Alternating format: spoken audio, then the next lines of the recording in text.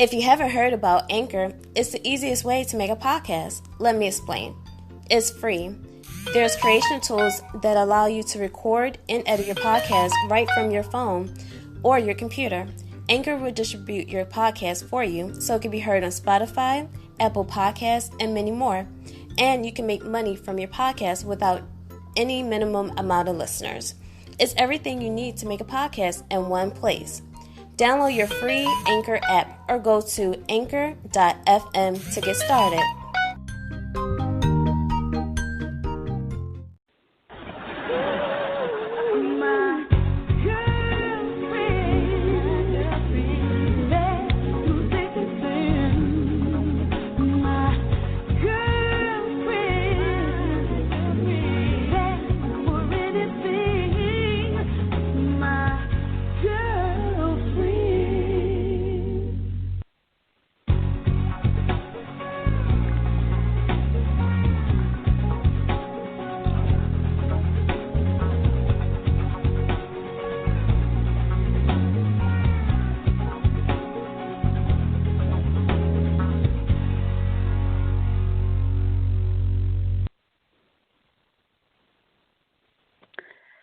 Hello, good morning, good afternoon, and good night, wherever you are in the world. This is Tawanda, and this is our nightly call for Real Girlfriends Across America.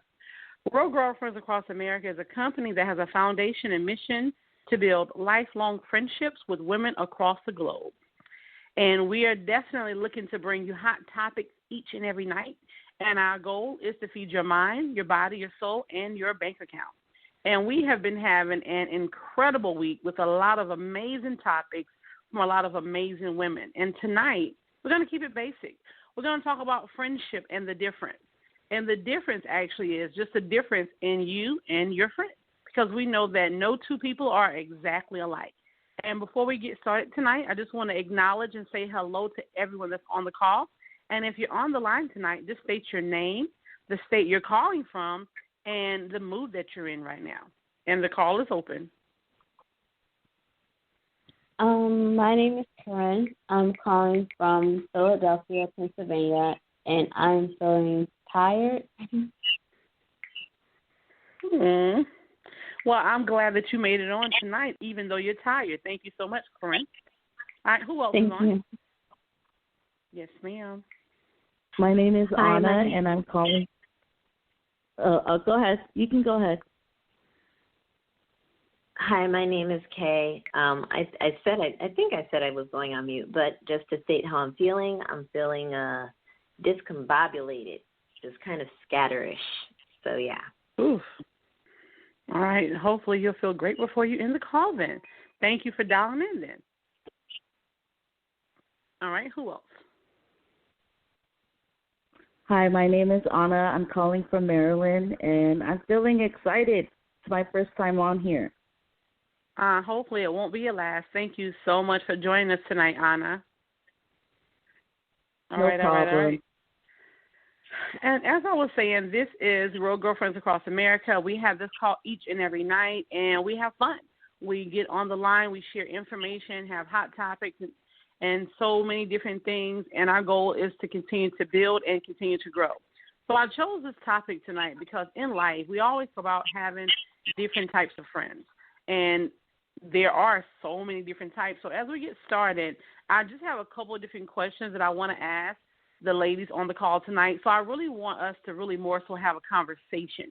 Is that okay, ladies? Yes. It's good. Awesome. Okay, awesome. Well, at least two people said okay. All right. So my first question. Oh is, yeah. We're good. Okay. All right. Okay. I got a consensus, so now we can begin. My first question is, what is your definition of a friend? And there's no right or wrong because we all think differently. So we're going to go to 267 first. What is your true definition of a friend? This is Karen. I think that my true definition of a friend is someone that's going to be loyal to you, someone that is going to just be truthful to you and always have your best interest at hand. Okay. Thank you so much for sharing that. And if you're not speaking, I just ask that you press *6 to mute so we won't have any background noises. All right, 301, talk to us. Tell us, what is your definition? What is your true definition of a friend? My true definition of a friend would be like she said, someone who's loyal, someone who won't judge you when you're going through, bad times, someone who gives good advice even when you don't want to hear it, and just someone you can depend on. Okay. Thank you so much for that. And 209, how about you? If you can. I know you're on mute, so if you don't mind gracing us with your presence for a couple of seconds, if you're able. Area code 209? That might be me. Yes, absolutely. That's Hi. you. Hi. Okay. What's the What question up? again? What is your true definition of a friend? What is my true definition of a friend? Someone who has your back, who won't backstab you, who will be loyal, will be there when you need them, talk truth. What do they say? Talk truth to power, but, not that I'm powerful or anything, but I like people who talk truth to me. Yeah, that's what I think a friend is. Absolutely. Thank you so much for sharing that. I want to share with you my definition of a friend, but I just happened to notice something. When we do these shows, we have an opportunity to put in keywords and tags. And I was just looking at the keyword and tags that the lovely Corinne put in reference to just friendship.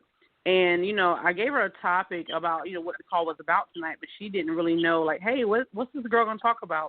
But what she has is friendships, building, trust, real, building relationships, love, bond. Those are personal growth. Those are all really, really good words when you talk about describing friendship, and those are all good words to actually use. I want to share two definitions of friendship, and one I borrowed from one of my pastors, and he said this a very, very long time ago, and it's something that I never forgot.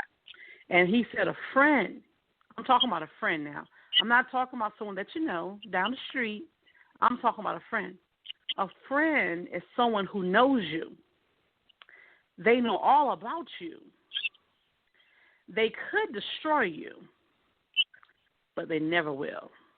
I'm going to say that again. A friend is someone who knows you. So I want you guys to think as I'm saying this, who fits this description?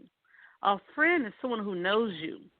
They know all about you, and they could destroy you, but they never will.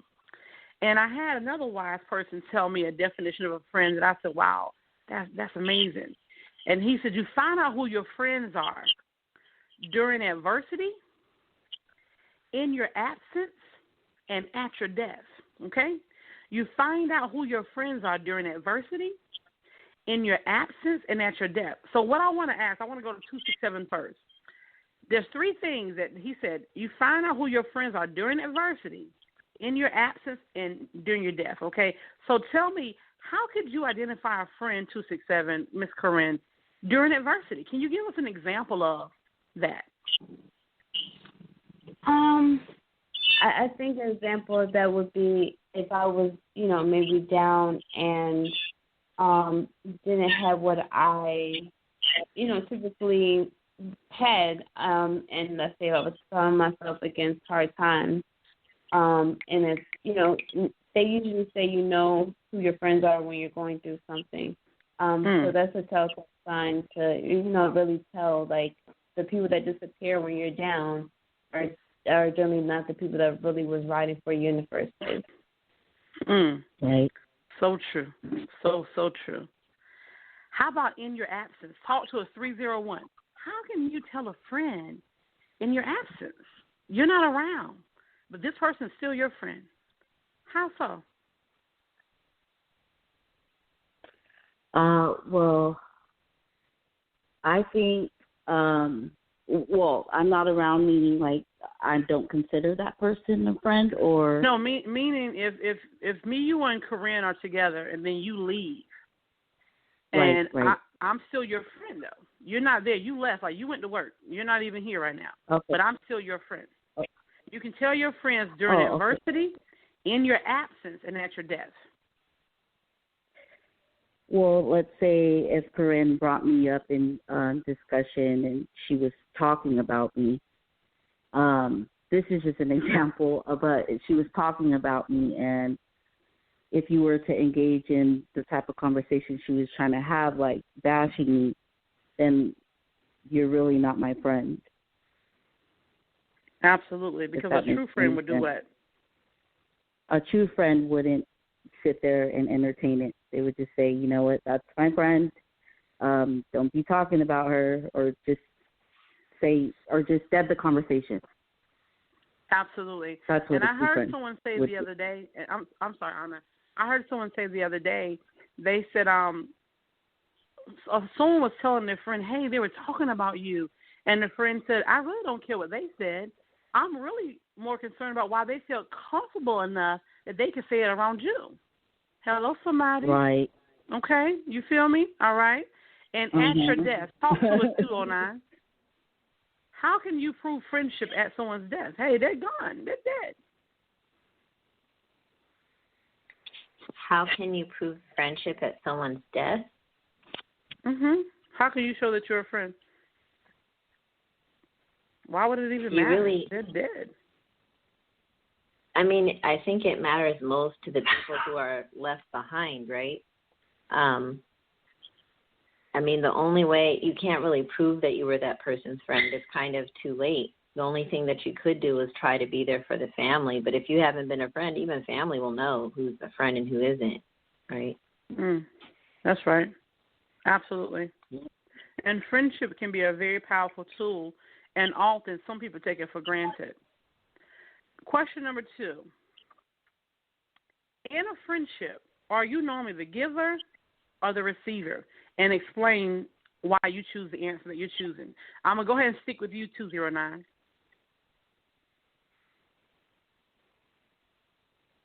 Me? Yes, ma'am. I'm sorry, Kay. Okay. In a friendship, are you normally the giver or the receiver? To be honest, all too many times I tend to be the giver. And the reason is I believe in putting everything into my friendships. Like, I'm there for my friends. Very I've often found that they're not always there for me. Now, there have been very few, a few people who have been there, and we have, I would say, an equal exchange of giving and receiving. And if somebody's feeling sort of like, wow, you're not giving out as much as, I am, or I feel sort of, there's an openness and an honesty there, because I've been friends with those people so long, and we both feel like, when you're a friend, you should be there on some level. You need to be there. So, and I believe in communicating that to people that I consider my friends. And if I communicate that to someone who I consider a friend and they don't pay attention, after some time, they're not considered a friend anymore. So. Okay. All right. Thank you for sharing that. All right. 301. I'm sorry. I'm usually the giver, and I think it's because I was raised that way. I come from a Samoan family, so we always put others before us. Well, that's just how I was raised, and I've had a lot of friendships, and I know that they've seen that, because usually I felt like I was being taken advantage of, but I didn't realize that until people would tell me, like people around me, like, why do you do so much? That person doesn't care about you, obviously. So, and that's the thing. That was like one of the biggest lessons I had to learn, that, sometimes giving way too much, and people could show me signs, and I wouldn't even recognize it, and it's because I was so immune to it. So that was one of the biggest lessons that I've learned.